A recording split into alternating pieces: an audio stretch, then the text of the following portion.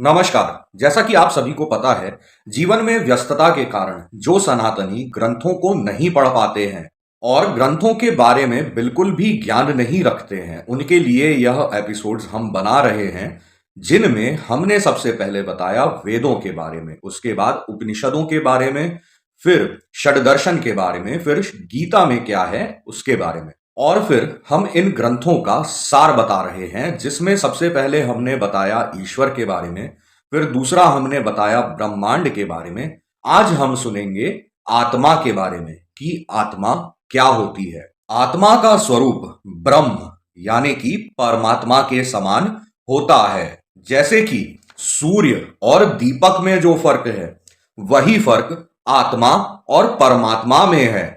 आत्मा के शरीर में होने के कारण ही शरीर संचालित हो रहा है।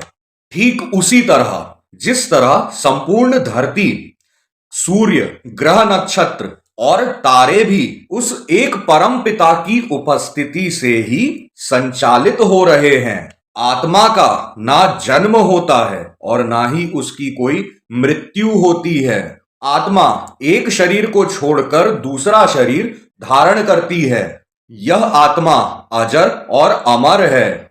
आत्मा को प्रकृति के द्वारा तीन शरीर मिलते हैं। एक वह जो स्थूल आंखों से दिखाई देता है, दूसरा वह जिसे सूक्ष्म शरीर कहते हैं, जो कि ध्यानी को ही दिखाई देता है, और तीसरा वह शरीर जिसके कारण शरीर कहते हैं, उसे देख पाना अत्यंत ही मुश्किल है। बस उसे वही आत्मा महसूस करती है जो उसमें रहती है। आप और हम दोनों ही आत्मा हैं।